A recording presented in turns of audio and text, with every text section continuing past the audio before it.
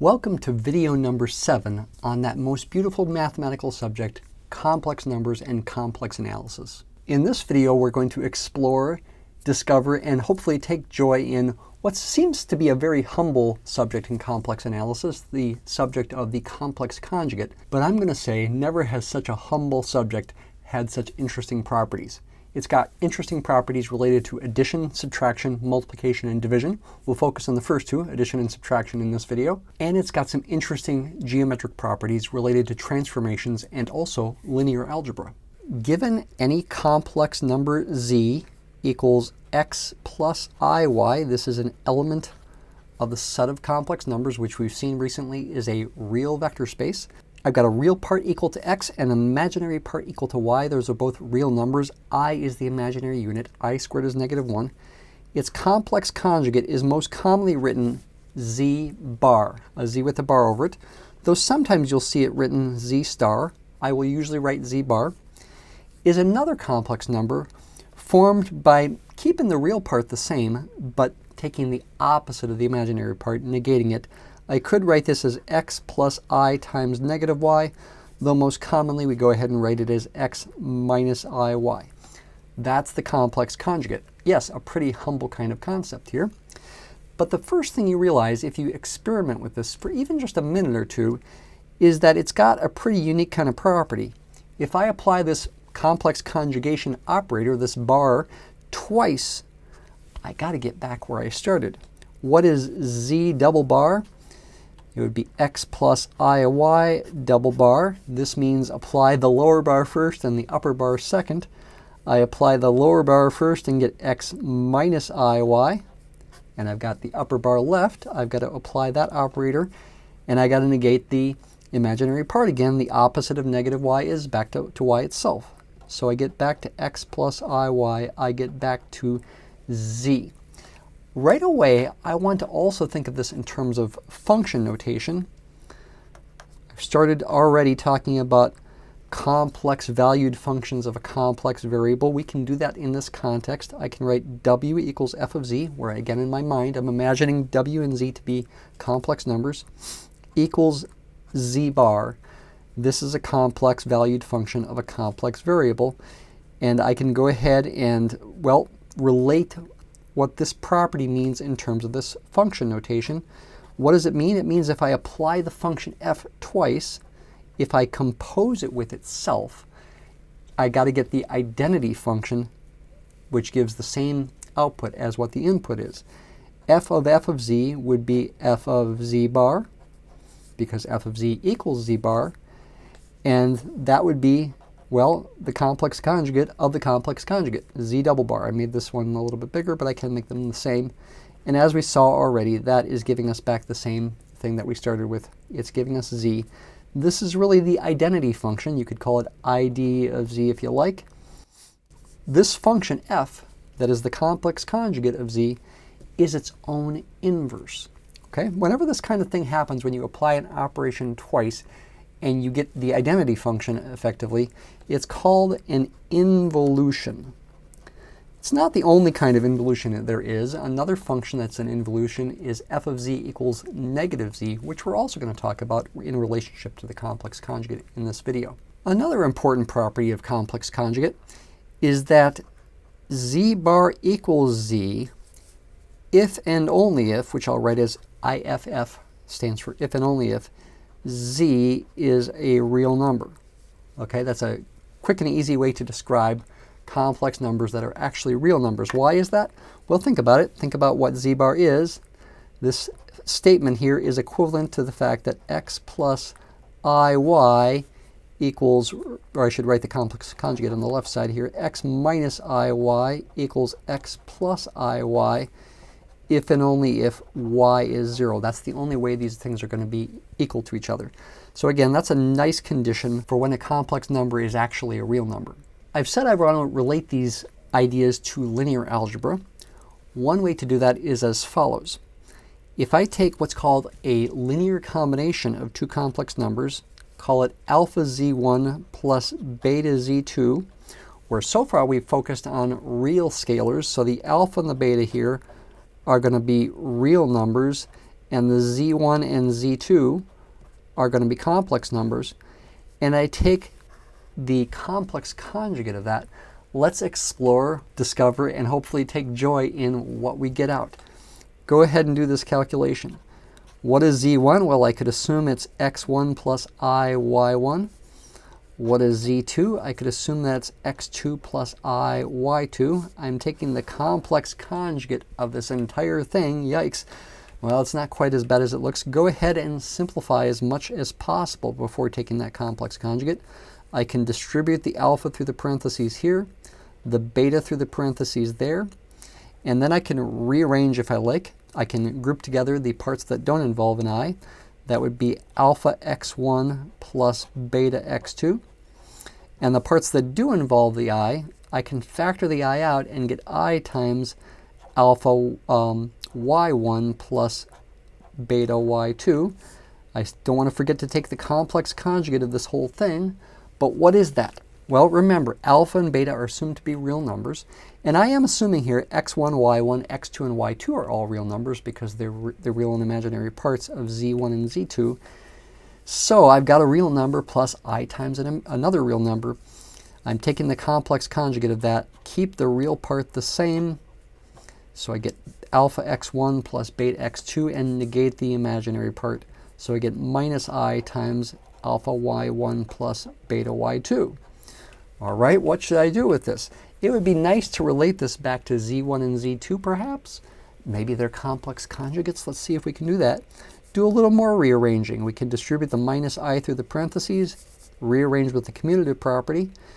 What would we get? We can write this as alpha x1 minus alpha I y1 for the parts that involve the subscript of 1. And the parts that involve a subscript of 2, we could write as beta x2 minus I times beta y2. And then in this first one, we can factor out the alpha times, in parentheses, x1 minus I y1. And in the second one, we can factor out the beta times x2 minus I y2. And then recognize that that's the complex conjugate of z1. z1 is x1 plus I y1, and this is the complex conjugate of z2. z2 is x2 plus I y2. So I can write this as alpha z1 bar plus beta z2 bar. Ultimately, this equals this, and that's true for sure when alpha and beta are real numbers. Actually, because alpha and beta are real numbers, they're complex conjugates of themselves. I also could write this, if I wanted to, as alpha bar z1 bar plus beta bar z2 bar, and the equality between these two things would work even if alpha and beta were complex numbers. And this equality here would not work because I did not take the complex conjugate of alpha and beta if they were complex numbers. I didn't even write them in terms of their real and imaginary parts. So I did not prove this in the case where alpha and beta are complex numbers, but it does happen to be true when they're real numbers, and effectively I've proved it there. But however, the main point of all this is that the equality between these two things indicates that complex conjugation is what's called a linear transformation. I'll just abbreviate that LT. Linear transformations take what are called linear combinations of, well, vectors. I've thought of complex numbers as vectors already, and writes them as the corresponding linear transformation of the outputs. You can think of z1 bar and z2 bar being outputs of f of z when you plug in z1 and z2. A very special case of this is where we take just one term here, let's call it just z, and take the scalar to be -1. If I take the complex conjugate of negative z, according to this thing, effectively the alpha is -1 here. I can factor that -1 out in front and write this as negative z bar. And this is true. You can verify this without going through all this rigmarole. This is a fundamental fact to know, and it's going to have some important geometric interpretations. I haven't yet talked about the geometry of complex conjugation. That's going to come very soon, and it's really important and really cool. We're continuing in our algebraic vein. We might wonder what happens if we add a complex number and its complex conjugate. That could be something we could explore and discover and maybe take joy in. Okay, so z is x plus iy, and z bar is x minus iy. What happens when I add these? Pretty clearly, the iy's cancel, and I get 2x. Interesting. I get 2 times the real part of z. I could also call that the real part of z bar. Interesting. I could also take this equation and divide both sides by 2. I could write the real part of z, which would equal the real part of z bar, is z plus z bar over 2. I wonder what kind of implications this has, maybe in terms of vectors. I could also write that as 1/2 times z plus z bar. Dividing by 2 is the same as multiplying by 1/2. And I could use the distributive property to write this as a, well, real linear combination of z and z bar. 1/2 z plus 1/2 z bar. Interesting. Yeah, I wonder what kind of geometric interpretations this might have. We're coming to that very soon. How about z minus z bar? Then the x's should cancel, right? The real parts? Yeah, I would have x plus iy minus, in parentheses, x minus iy. Distribute the minus sign through, the x's are going to cancel. What happens with the iy's? I get iy, 2 negatives make a plus, plus another iy. I get 2iy. I get 2i times, well, y is the imaginary part of z. It's not the imaginary part of z bar, it's the imaginary part of z. And I could solve that equation for the imaginary part of z. Interesting. Just like I did with the real part. Imaginary part of z could be written evidently as z minus z bar over 2i. I could also write that as 1 over 2i times z minus z bar like this. This is a little bit more complicated looking. However, remember, back in video number 1, we didn't really talk about complex number division. However, I did talk about the multiplicative inverse of I, which you can write effectively by definition as 1 over I. We saw back in video 1 that that was equal to negative I, amazingly.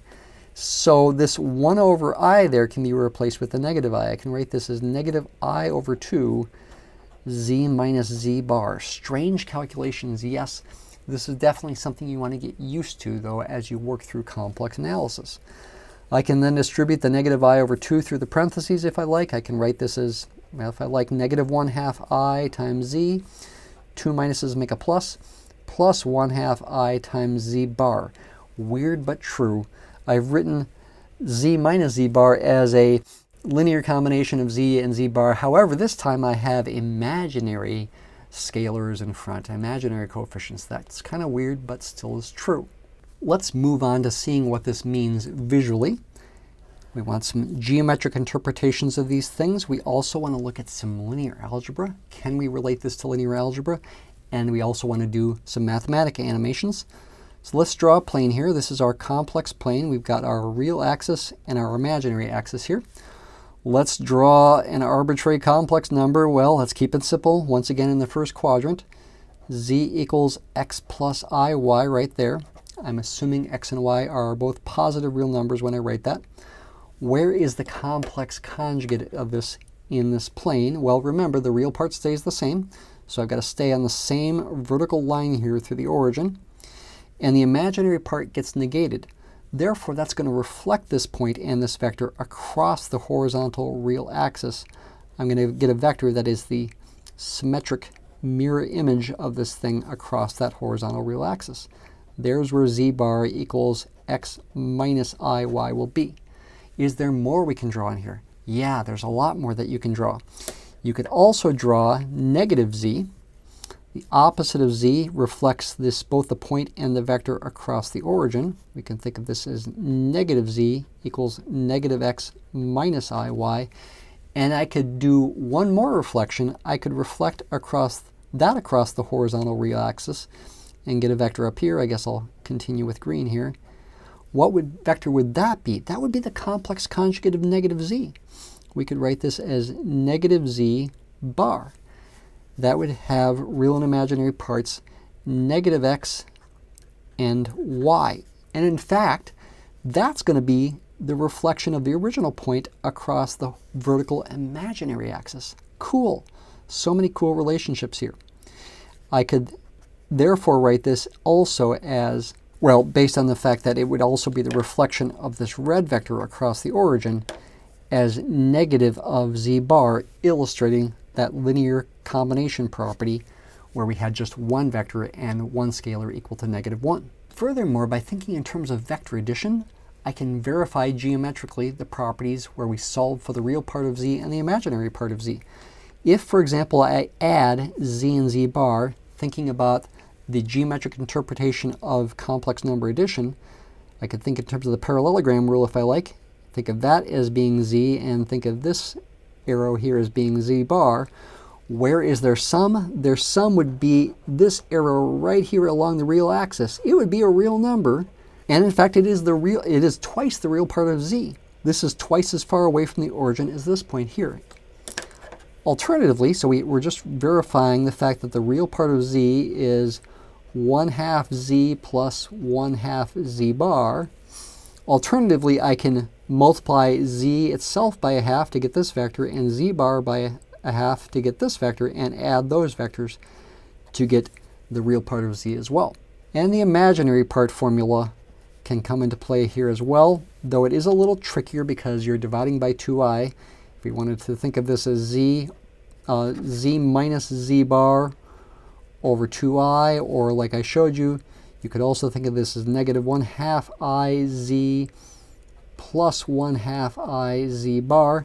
It gets a little confusing because if you add effectively z and -z bar as vectors, you get a purely imaginary number.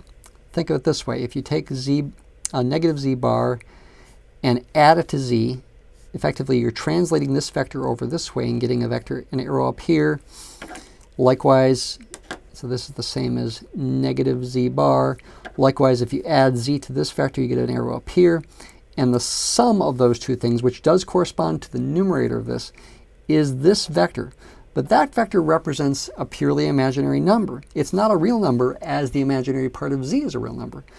Effectively, without getting into details, you have to divide it by 2i to get the corresponding real quantity that represents that displacement right there in the vertical direction. Before we get to the Mathematica, we need to do some linear algebra. Now this is going to get a little strange, and if you don't know linear algebra, you might really wrestle with it, but it is pretty important ultimately for long-term understanding of complex transformations. What I'm going to do is I'm going to take our complex function w equals f of z equals z bar, here thought of in terms of a complex valued function of a complex variable, and think of it in terms of its real and imaginary parts. I'm going to call the real and imaginary parts of w u and v. So I'm going to write u plus iv equals w. And I'm going to call the real and imaginary parts of z x and y, like usual. And I realize, hey, z bar is, well, x plus iy bar.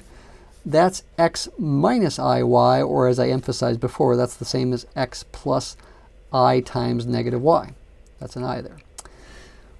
All right, and now what I want to do is I want to focus on the equality of these two extremes here, u plus iv and x plus I times -y. The only way two complex numbers are equal is if their real parts are equal and their imaginary parts are equal. So this one equality between these two complex numbers is equivalent to two equalities between real numbers. U must equal x and v must be -y. I now want to think of these quantities as being the first and second components of real vectors. Okay, now we've talked about complex numbers as vectors, but they have a natural association with real vectors and real components. This can be thought of as equivalent to the vector equation uv equals x -y. I'm writing my vectors as column vectors. You don't have to do that. You could write them as rows, but column vector notation is convenient for matrix multiplication. And in fact, that's what I want to talk about right now. I want to separate this vector as follows. I want to write it as the vector x0 plus the vector 0 -y, and then factor the x out of the first vector to get x times 1, 0, and factor the y to the second vector to get y times 0, -1. Again, if you've never learned about matrix multiplication here, what I'm doing is kind of weird. This is called the linear combination of these two column vectors, 1, 0, and 0, 1, 0, -1. No imaginary numbers anywhere. It's okay. This effectively, by definition, is this 2 by 2 matrix with 1, 0 being the first column and 0, negative 1 being the second column times this column vector xy. Effectively, this complex conjugation function is equivalent to this linear transformation function. And I could even give this a name. I could call this, well, I could call this a matrix A sub f, because it does correspond to the function f. And I could ultimately think of this as a linear transformation T sub f for a vector input xy. Weird but true. Is it useful? It's going to be useful to help us relate this to linear algebra and matrix multiplication, and ultimately also, when we do nonlinear functions, to multivariable calculus. Let me do this for another function here as well. A related function that is, by the way, also an involution. W equals g of z equals negative z. This is also an involution as well. You can check it on your own. Let's do the same kind of thing. Let's call the real and imaginary parts of w, u, and v, and call the real and imaginary parts of z, x, and y. The output is negative z, so I have to negate the entire expression x plus iy to get negative x minus iy. And now focus on the equality between the extremes here. U plus iv equals negative x minus iy. That's equivalent to two scalar equations, u equals negative x and v equals negative y. I could write that as a single column vector equation, uv equals negative x, negative y. I could separate this into the sum of two vectors, negative x0 plus 0, negative y. I could factor out the x and y like before, like this. And I could effectively, by definition, write this as a matrix multiplication of this 2 by 2 matrix times this column vector xy. I could call this a sub g here because it corresponds to the function g. That's a matrix. I could also think of it as what's called a linear transformation. T sub g, tf and t sub g are function names, by the way, where I plug in a column vector xy. Is there any punchline to this right now? Yes, I want to do something kind of cool next. I want to show you that if you compute t sub f of t sub g of xy, and if you compute it the other way around, t sub g of t sub f of xy, you get the same thing, and that same thing you get corresponds to what we saw up here, and in particular this equality right there. Let's do this. This is kind of fun, but a little confusing. This is function composition. What's t sub g of xy? Where is t sub g? It's right there, and it equals that. So I need to replace t sub g of xy with what you see right there, negative x, negative y. Then I got to plug that into the function t sub f. What does t sub f do? T sub f of xy is this. It keeps the first component the same and negates the second component. Keep that in mind. Keep the first component the same, negate the second component. That's like complex conjugation. Keep the first component the same, negative x, negate the second component. Negative of negative y is positive y. Okay? What about the other way around? What is t sub f of xy? We just talked about it. It's this. Keep the first component the same, negate the second component. I do that with this vector xy and get that. And then t sub g, you plug that into t sub g. T sub g is the equality here. Negate both components. Negate both components. Negative x and negative of negative y is positive y. And lo and behold, these things are the same.